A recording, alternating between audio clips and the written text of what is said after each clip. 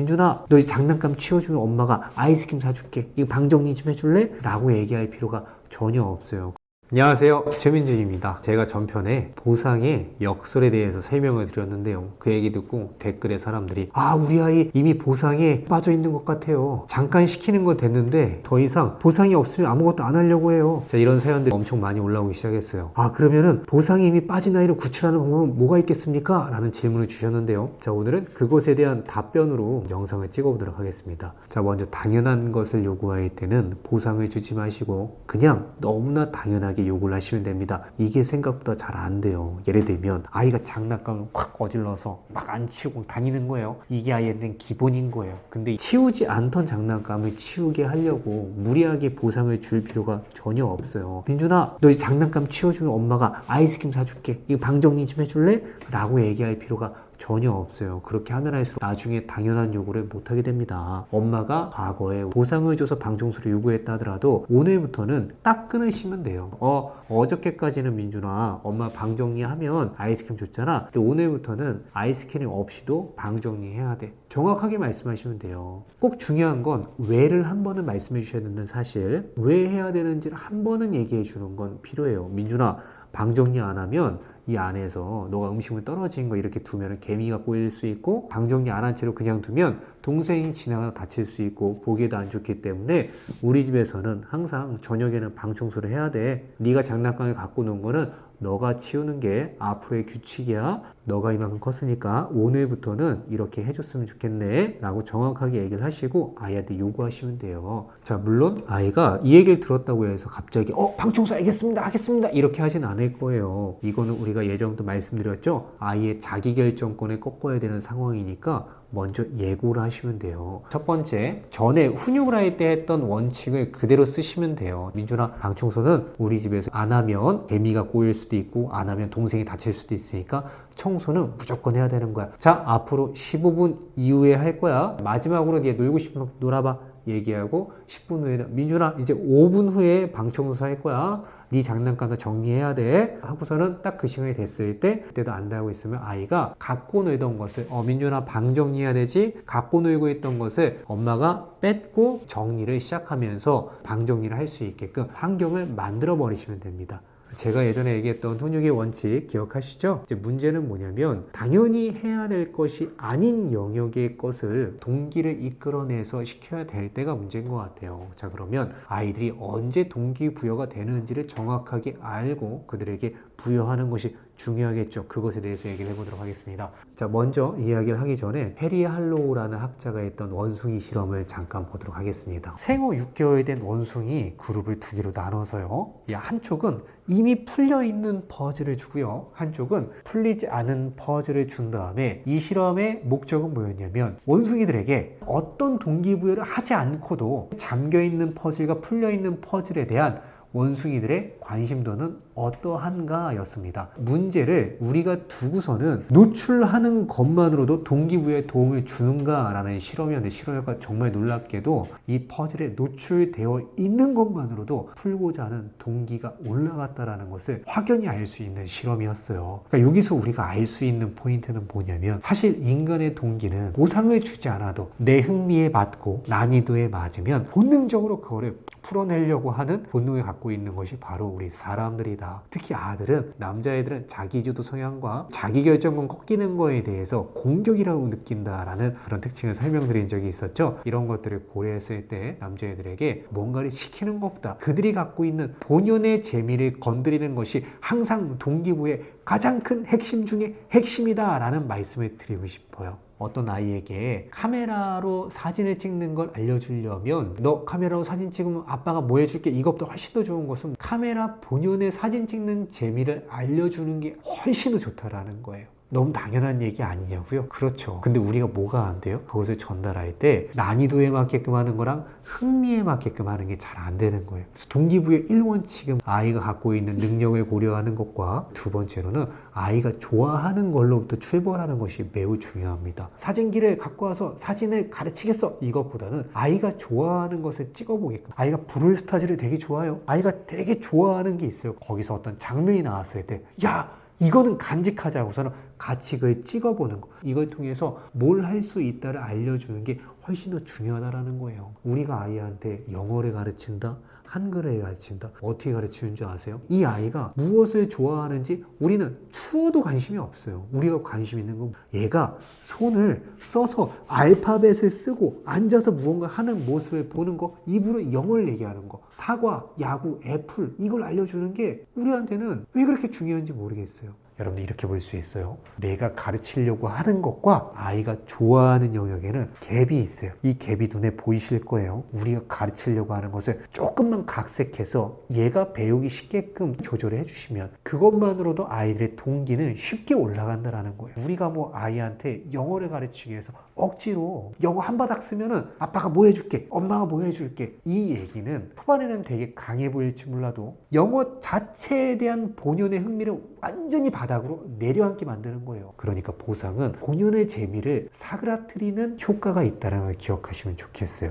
그렇다고 해서 영원히 아이가 하는 일에 대해서 보상을 받지 않아야 된다는 건 절대 아니에요. 어떤 일을 하는 데 있어서 그걸 하고자 하는 제1동기가 보상이 되면 안 돼요. 내가 그렇게 해서 좋아서 했는데 거기에 보상이 따라오고 그 보상을 통해서 내가 행복해지는 것은 너무 바람직한 일이고요. 그런데 보상을 위해서 이걸 하고 있다면 무엇을 잃어버리게 된다? 내가 처음에 시작했던 그 초심, 본연의 재미에 대한 완전히 잃어버리게 된다라는 거예요. 그래서 우리가 영어를 가르칠 때 너가 좋아하는 거 있지? 터닝 메카드 너 영어로 쓸 수 있어? 터닝 메카드 안에 얼마나 많은 영어 단어가 들어있는지 몰라요, 여러분. 우리가 가르치고 싶은 거에 매몰되어서 공부는 원래 재미없는 거야 라는 생각을 조금만 내려놓으시고요. 얘네들은 영어든 한글이든 충분히 재밌게 배울 수 있는 존재들이야 라는 걸 믿어주시고 그 아이들이 좋아하는 것부터 시작을 한번 해봤으면 좋겠어요.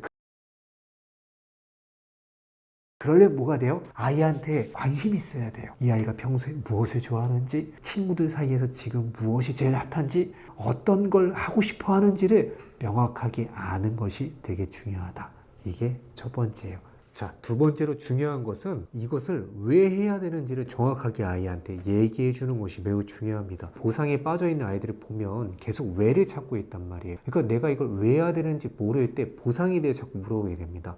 아니 내가 지금 이 공부를 왜 해야 되지? 엄마 그럼 나 이거 하면은 나 뭐 해줄 거야? 이게 왜를 찾고 있는 거라고 볼 수 있어요. 아이가 싫은 걸 시킬 때 이것을 왜 해야 되는지를 사실 한 번쯤 아이한테 설명할 필요가 있다고 생각을 해요. 그걸 잘 모를 때 나오는 얘기가 공부는 학생의 본분이지! 근데 이 왜가 가장 좋은 왜는 좋아하는 걸로 시작할 때 그 왜가 가장 충족이 잘 된다고 생각을 해서 초등교육의 성공은 얼마나 많은 양을 가르쳤냐 보다는 어떤 것 좋아하는 것 한 가지를 정확하게 찾았느냐가 훨씬 더 핵심이다 라고 생각을 합니다. 자, 세 번째는 의미를 알려주는 것이 중요합니다. 왜 해야 되는지를 느끼고 어쨌든 동기부여가 돼서 최초 시작이 됐단 말이에요. 그게 단기간에 끝나지 않고 지속되려면 반드시 작은 의미를 알 수 있게끔 그 노력을 지속할 수 있게끔 의미가 있어야 된다. 이 의미로 보상이 가는 거는 저는 그렇게 나쁘게 생각하지 않아요. 자, 예를 들어서 아이가 음식물 쓰레기를 부탁해서 아이가 버리고 왔어요. 그 다음에 우리가 바로 해줘야 되는 것은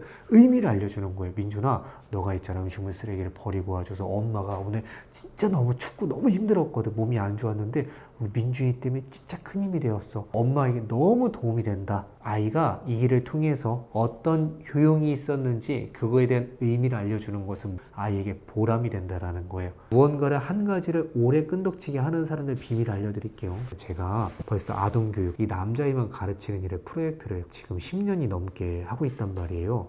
근데 어떤 분들은 저한테 한우물을 잘 파시냐고 이렇게 얘기하는데요.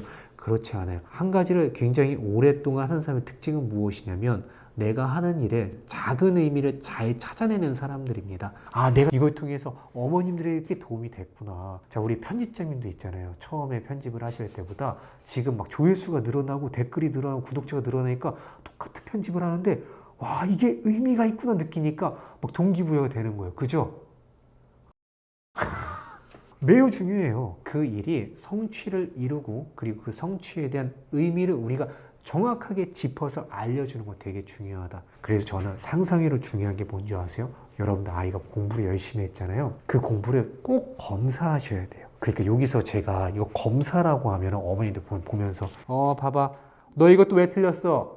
또 아는 거 덤벙거렸어? 이거는 뭐예요? 아이의 노력을 보면서 아이가 잘못한 부분을 찾아내는 거란 말이에요. 이거 말고요. 아이의 노력을 짚어주는 검사를 한번 해보시면 좋을 것 같아요. 와, 너 민준아, 야, 이거 진짜 열심히 풀었네. 이걸 보니까 너가 노력한 흔적이 고스란히 묻어있다. 이건 너무 귀하다라는 얘기를 한 번이라도 해주실 필요가 있다. 제가 이제 댓글에 어떤 여학생이 이런 댓글을 남겼어요. 선생님, 제가 공부를 되게 열심히 했는데요, 어느 날 100점을 받아도 엄마의 표정이나 이런 것들 반응이 없는 걸 보면 너무 가슴이 아픕니다. 제가 그 어머님께 드리고 싶은 솔루션은 뭐냐면요, 너 100점 받아서 너무 기쁘다 이것보단요, 그 아이가 노력한 과정의 산물들이 있죠. 그것들을 세세하게 한번 봐주기라도 하시면, 그러니까 우리가 언제 되게 힘든 줄 아세요? 처음부터 누굴 보여주려고 노력하는 건 아닌데 진짜 그거 아무도 알아주지 않죠? 집안일 한번 생각해 보세요, 여러분. 이게 집안일 특징이 뭡니까? 안 하면 티가 나고 하면 티가 안 나요. 허! 집이 왜 이렇게 깨끗해졌어? 와, 집 청소 진짜 잘하고 사는구나. 아니, 음식물 쓰레기 다 버렸네? 이거 나 없이 되게 힘들지 않았어? 이 한마디가 어떻게 돼요? 의미를 준다니까? 아이들도 마찬가지예요. 우리 아이들이 동기부여를 어떻게든 간에 해서 시작이 되고 나면 그 다음에 되게 중요한 것은 뭐냐면, 부모님의 역할, 그리고 모든 리더의 역할은 그들이 노력한 것을 세세히 알아주는 것만큼 의미 있는 일이 없다. 알아주세요, 아이가 한 노력을. 자, 그리고 네 번째 매우 중요한 개념 말씀드릴 건데요, 영동기를 주는 겁니다. 자, 민준아, 너 물 좀 떠올래? 이것보다 혹시 물 떠줄 수 있는 사람 없을까라고 한번 이렇게 문장을 바꿔서 한번 얘기해 보세요. 이게 굉장히 좀 차이가 있어요. 제가 너 물 좀 떠올래? 그러면 반응이 어떠냐면, 아, 싫은데요, 선생님 뜨세요, 이렇게 얘기하다가, 혹시 선생님 물 제일 빨리 떠줄 수 있는 사람, 이렇게 하면 제가 뜨겠습니다, 제가 뜰 건데요 하면서 막 움직이기 시작해요. 저는 이거를 역동기라고 표현하거든요. 자, 남자애들은 어려운 과제가 있어요. 도전할까 말까, 도전할까 말까 갈등하고 있어요. 근데 거기서 도전해봐 하면 되게 좋아, 할 수 있어 민준아, 이런 식으로 부추기죠. 그럼 하려다가도 하기 싫다, 반대로 이렇게 한번 얘기해 보는 거예요. 이거는 민준아 너무 어려워서 네 나이에는 하기 힘들걸, 이렇게 얘기하고 나면 더 불타오르는 게 남자애들이다. 자, 그래서 오늘 제가 네 가지 한번 정리해 드릴게요. 첫 번째, 해야 될 것은 그냥 시키자. 이게 제일 중요합니다. 아이가 당연히 해야 될 것을 가르치는 데 있어서 너무 보상을 남발하지 마세요. 두 번째, 그 업에 대한 본연의 재미를 알려주는 것은 굉장히 간단하다. 아이가 갖고 있는 흥미도와 난이도에 맞는 걸로 해야 된다. 근데 거기서 핵심은 뭐냐면, 너무 가르치고 싶은 거에 매몰되어서 이 아이가 갖고 있는 관심사, 그것을 연결하지 못한다는 실수를 한 번만 더 점검해 보시면 좋을 것 같고요. 자, 세 번째는 이것을 왜 해야 되는지 알려주는 거 너무 중요하다. 그 네 번째, 아이가 어떤 노력이라도 했을 때는 그 노력을 유지할 수 있도록 우리가 그 의미를 주는 것이 중요하다. 의미는 뭐예요? 내가 그것을 세세히 알아주는 것만큼 좋은 의미가 없다라는 거예요. 그 다섯 번째는 역동기. 아이가 이걸 할 때 해봐 이것보다는 반대로 너 이거 생각보다 어려울 걸 하고 이제 승부욕 건드리는 이야기들이 우리 아들들이 갖고 있는 이런 동기부여를 조금 더 극대화하는 데 도움이 될 수 있다라는 말씀을 드리고 싶어요. 자, 마지막으로 제가 이것을 한 문장으로 좀 정리를 해볼게요. 저를 가르치셨던 많은 스승님 중에 한 분이 저에게 매우 강조해 주셨던 내용 중에 하나인데요, 제 가슴속에 묻고 살아가고 있습니다. 재미가 없으면 시작이 안 되고 의미가 없으면 지속이 안 된다. 자, 지금까지 최민준이었습니다. 그럼 여러분들 다음에 또 만나요. 안녕!